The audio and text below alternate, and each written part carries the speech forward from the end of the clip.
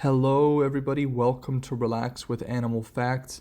I am Steph Wolf, and I am here to learn some facts with you about our furry, scaly, or possibly even slimy friends, all while relaxing and sometimes going a little bit off topic. So I am back, guys. Okay, so it was a little bit of time there, maybe 3 or 4 days. In the last podcast, on the kangaroo podcast, it seems that a lot of you guys really enjoy marsupials. You guys really like the koala podcast. You really like the kangaroo one, so that's interesting. You guys really like Australian, Joeys there. So if you guys haven't listened to those podcasts, they're a lot of fun, or and relaxing at the same time. So you guys can go listen to that whenever you have, maybe after this podcast.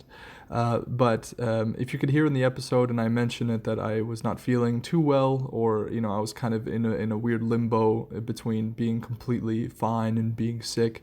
Well, in the past 3 or 4 days, it swung into the wrong direction, and I had to take some time off of school and of this podcast. So you guys didn't want to hear how I sounded.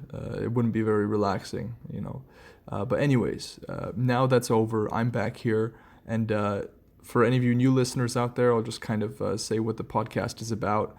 So it's I basically go online. I find facts I find facts about an animal that I would like to learn, because this is a hobby for me and I really enjoy doing it.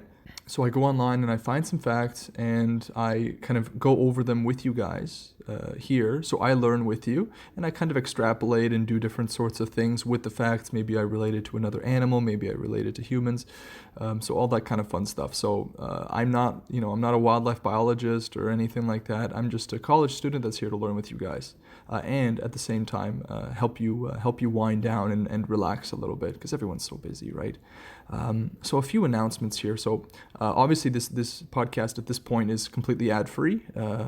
So I'm just going to go over a few things that we're now on Stitcher, iTunes, like that podcast app. Spotify it started on Spotify. But Spotify and Google Podcasts. So we're on 4 different podcast networks now, or maybe even more. So that's awesome. Social media, the Twitter handle RWAF Podcasts is the one for the show. It's under Steph Wolf, so under me. And on that social media, we're going to be having giveaways. We're going to be kind of listening to you guys' feedback in terms of what next animal do you want to hear. If I decide to pick the animal that you mention, or that you at me on Twitter, I will shout you out on the podcast, and that's how we'll do it. So we'll have a little bit of a community base here. So if you guys want any more marsupials, maybe some wallabies or anything, you can go on Twitter, follow RWAF Podcast, and let me know. So let's talk about how you can listen to the podcast. So it seems as though the majority of you guys out there really like to listen to this at the end of the day. Maybe you're winding down a little bit, and you want to have something to hear before you go to sleep. So I'm with you for that half an hour, 35 minutes, however long I rant on for, until you guys fall asleep. And, if you can't fall asleep after one, I think this is the 13th podcast. So you have enough podcast episodes for the whole night to listen to if you'd like. So I encourage you to do that. You could just be walking around outside. It could be just the middle of the day and you want something to listen to and relax to. That's perfectly invited.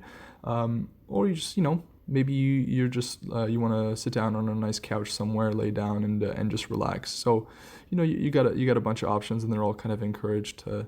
I think it's really important to have that healthy focus, especially before we go to bed. We can listen to something educational or something that we can kind of drift off to or be attentive to. It's all up to you guys. So let's get into the show. So this episode is about the absolutely wonderful Jaguar. So Jaguar is a big cat. Okay. Before we get into all that stuff, I'm just going to say where I got my sources from, so you guys know that I Google these things.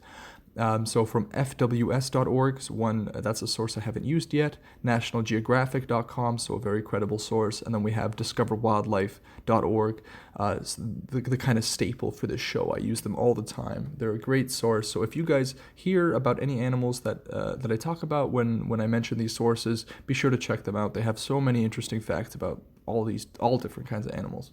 I gotta take a drink of my tea here, and today I am having a nice lemon balm. That's my staple tea with a little bit of orange in there. It's great. Okay. So the jaguar is the largest cat in the Americas and the third largest in the entire world, and that's behind lion and tiger. So its head to body length can reach around 240 centimeters. That's about 7 feet 9 inches. So incredibly long. And its shoulder weight can be, or shoulder height rather, around 75 centimeters. So about 2 feet 5 inches. So in terms of how tall they are, of course, if they were to go on their hind legs, they would be absolutely huge, just under 8 feet. That's kind of like it's the approximate. I'm sure that they found larger and smaller jaguars all around. But 7 feet 9 inches in length, sort of from head to tail, and then the shoulder height around 75 centimeters or 2 foot 5. So these are incredibly large cats and formidable opponents, I'm sure, when it comes to any kind of competition with these guys. So they're mammals, as many of you may know, and they live about 12 to 15 years. So not a long time. They have the life expectancy of a dog or a house dog or a house cat. So not too long. I thought that they lived just a little bit longer than that, but I guess not. So they weigh from about 100 to 250 pounds. So it's around the weight of a 6 foot individual or a 6'2" individual. It's an approximation, right? It's always a kind of average. So there could be smaller jaguars, there could be larger jaguars, but that's why they have this fairly large range. And let's talk about where they're found. So they're found in South and Central America, so from Mexico to northern Argentina. And the species range formerly, they used to spread over the U.S. border into the southern states of America. But because of hunting, they've been completely wiped out from there. But in recent years, they've actually sometimes seen jaguars in Arizona and close to Arizona there. And I believe they named the jaguar something, because they're so scarce and it's such a sparse sort of interaction, to be able to see them in Arizona. Maybe a long time ago, you used to be able to see them in Arizona quite frequently, but now in recent years, for the majority of recent history, they have been kind of wiped out from that area. But they have been naming these jaguars that sometimes appear in Arizona and in different parts there. But they thrive really in rainforests. So in the Amazon, they have really dense kind of wetlands and those kind of swamplands, so really dense shrubbery and things that can be used for hunting. So it's really, really good in a place like rainforest for jaguars to live in, because they have so much cover for stalking prey. So big cats have this way of hunting that is, it's exactly what you kind of imagine when you imagine, hunting. They stalk, they go really slowly, they always kind of creep up on their prey before they jump out.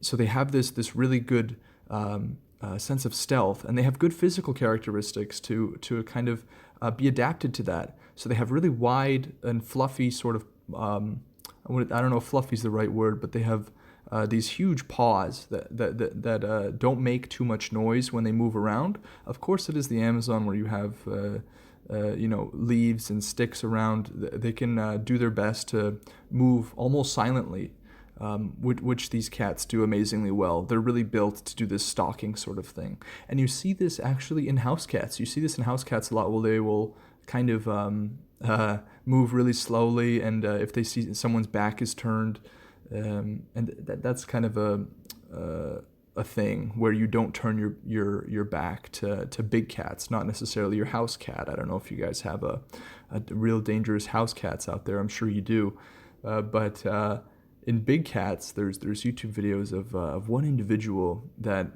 really plays around with big cats a lot. He was on the news everywhere, where he played with lions and and different sort of, I think it was leopards or something like that. And there's actually interesting differences between all these big cats, because to me, big cats like cougars, like leopards, jaguars, like I really couldn't tell you the difference before.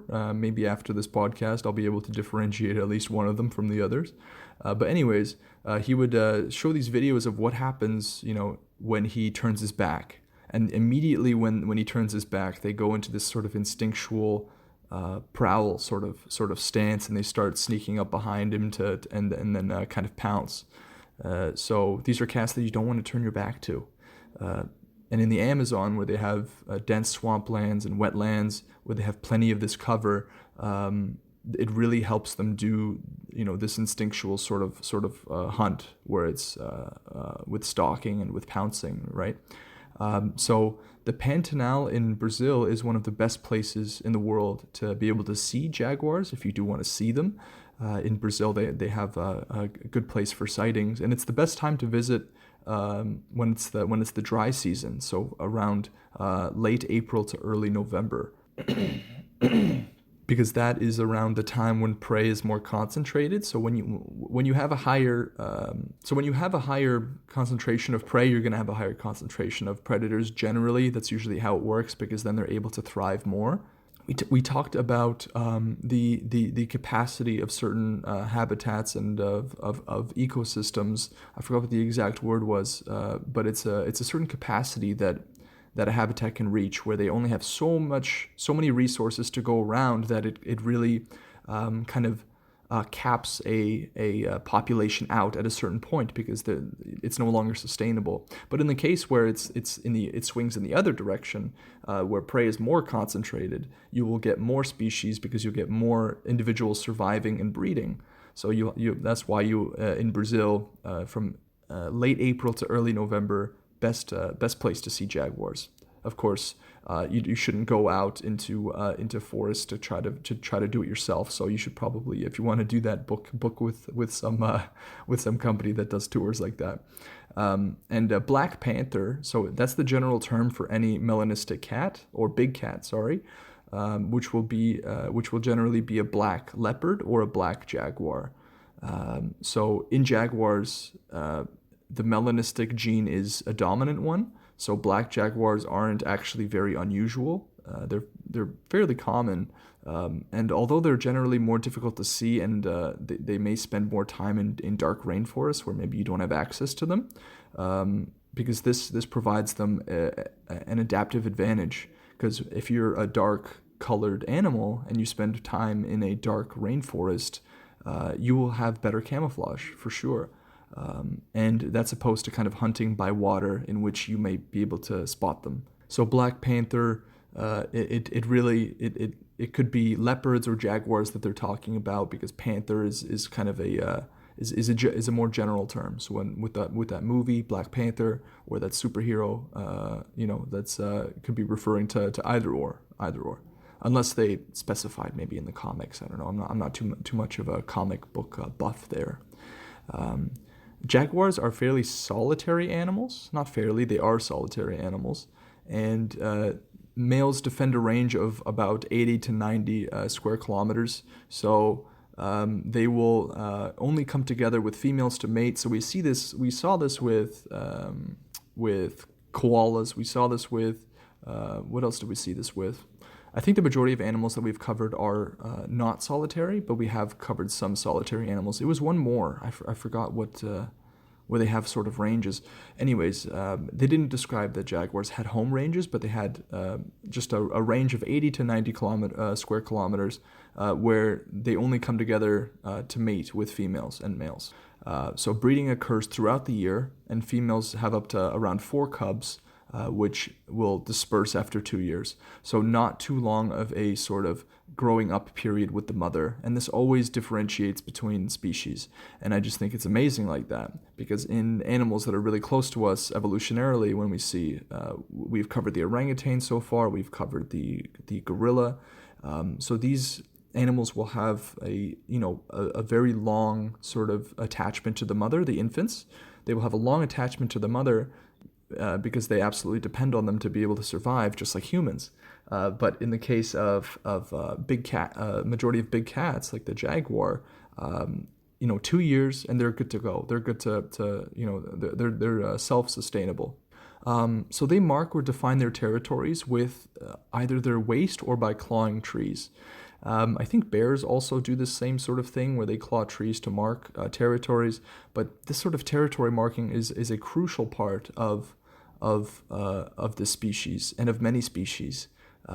Being able to mark territories reduces the chance of interpersonal conflicts and really allows for this hierarchy that they make between themselves, because many animals have this need to have some sort of a hierarchy. So having an alpha, having a whatever, that usually is in groups, but in the case of even solitary animals, territory is very, very important, and they do it by either marking it with their waist or by clawing trees.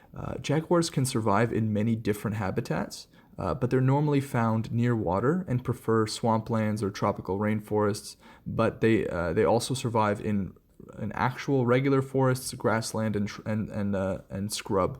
So we said that rainforest is where they most thrive. So if we're talking best case scenario, Amazon, because they have everything they need. They have water, they have dense shrubbery, they have everything that they could ask for. But that isn't the only place that they live. It's just that where they thrive. So they will survive in grasslands and regular forests and scrub there. So jaguars are competent climbers, and they will scale trees if need be, or if they just want to scale the tree to maybe sleep or something. But I like to rock climb. I think rock climbing is really fun, and these guys are really competent climbers, probably better at climbing than me, definitely. But if you guys haven't rock climbed before, it's a lot of fun. It's a lot more fun than the gym, in my opinion. If you want to go and have some fun with friends, or just by yourself, rock climbing is an awesome way to exercise. So it has nothing to do with the podcast, but you guys know I like to go off on little things like that. So they often use their vantage point among the branches to pounce on unsuspecting prey that might be below. So they have different sort of mechanisms for hunting, as you can see here. So they can kind of jump down, it seems, from branches, or they can pounce from above. They can pounce from behind. Generally, they do this sort of stealthy thing, or they could be waiting in the trees. There's a lot of animals that use being in the trees as not only as a camouflage mechanism, but also as a mechanism for hunting. Even snakes, right? Some snakes love using branches and using trees to be able to go on unsuspecting prey, right? And I don't know if we'll cover too many snakes in this thing, because I know that a lot of people don't like them, but we'll see. They're still interesting animals nonetheless. Something that's a quick fact, that they have massively thick skulls. I tried to search more into this, why this is, but I guess it's just anatomical. They evolved to be this way. Obviously, it was better to have thick skulls than thinner skulls.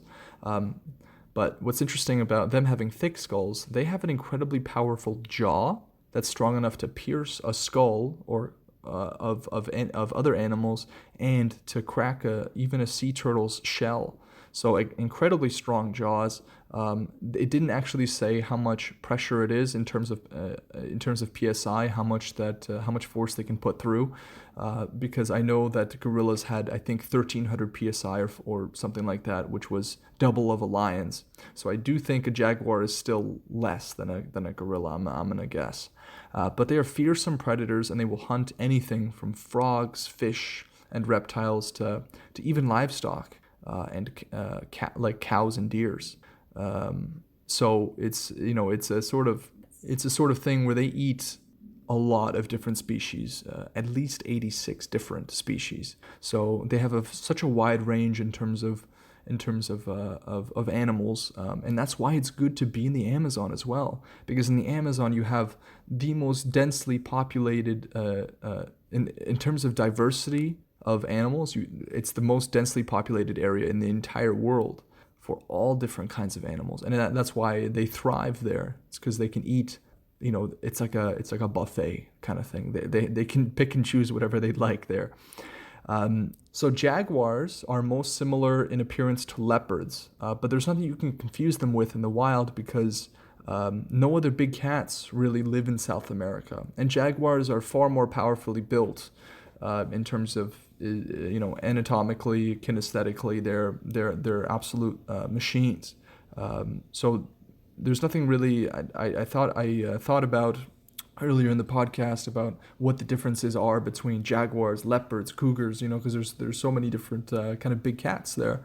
But in this case, because they're not even in the same kind of area, there's nothing to confuse them with because they don't. There's no other big cats that live in South America. I guess it's not of the utmost importance in that case. If I'm in South America, I'm gonna know which one it is. So they were very prominent in ancient Native American culture. So this included Aztecs, Mayans. This one I don't know how to pronounce. Moche or Mocha. I don't really. Moche. But ancient cities and buildings in these cultures often had statues, artwork, ceramics that featured jaguars prominently. So, for instance, in Mexico's, I'm going to butcher this so hard, Chichen Itza, Mayan archaeological site, a jaguar throne can even still be seen. So jaguars seem to be fairly important in many old cultures, which is really interesting to me. I wonder why they chose jaguars specifically, but they have an interesting history. Let's take a quick drink of my tea here. So jaguars can swim quite well and are known to swim across the Panama Canal.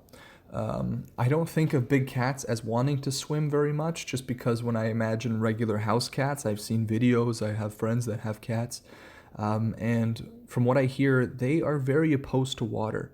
They will not go near the bathtub. It's very rare that cats enjoy being in water. If you try to put them into the bathtub, they'll freak out. They won't like it very much. But jaguars can swim quite well and can even hunt in the water sometimes. They've been known to hunt. I think it was crocodiles, on rare occasions when they have to. So that's an interesting fact because it's one that was again counterintuitive, and that's why I love doing this show, because I learn things. I learn a lot of things with you guys. And the jaguar is an interesting cat for sure. The most distinctive feature of jaguar is the spots that they have, or the shape of the spots rather.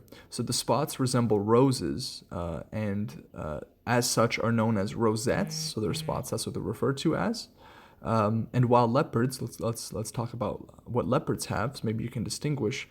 They have somewhat similar rosettes, but the key difference is that jaguars' rosettes have spots that are inside of them, whereas leopards' rosettes don't. So that's one way. So you can Google on your own time jaguar and leopards and see if you can spot the difference. Spot the difference. That's a good pun. On the two of those there. And some jaguars are actually so dark that they appear spotless, though their markings can be seen if you go a little bit closer. So some jaguars, in terms of their color, can be very, very dim, so you can't really see their spots from far away. But if you might not want to come too close. Maybe you get a pair of binoculars. You can see that they have them. Just they're not completely dark there.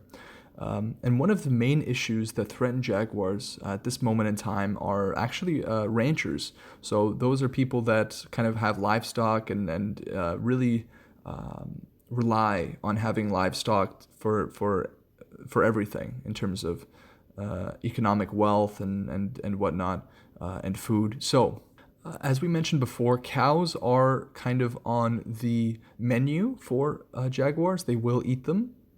They have no problem with cows, but because of this fact that ranchers rely so heavily on these cows, that they will sometimes they will often shoot a jaguar on sight, just because they don't want to have to risk this huge loss to the family if that cow does go down to the jaguar. So there are certain organizations like I believe Defender is one that you can help jaguars out a little bit in that sense, where they try to really peacefully coexist in terms of cows and jaguars, so doing what they can to make sure that this doesn't happen.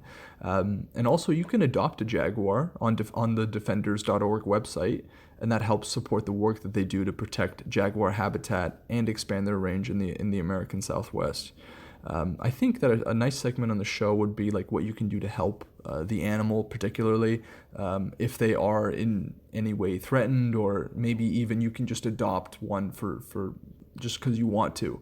But in the case of jaguars, you can help protect them by adopting them. So that's defenders.org there.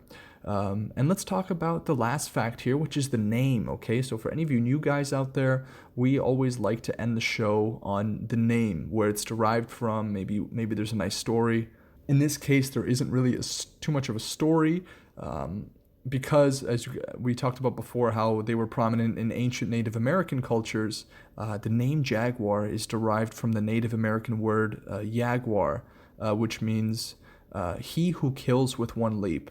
And that's an accurate term. I mean, the only thing that I would think is that that seems to relate to the majority of big cats out there. Like I imagine a lion or a tiger would be able to kill with one leap. But anyways, that is a good term for jaguar, so that's where it's from. So Native American in origin with the word.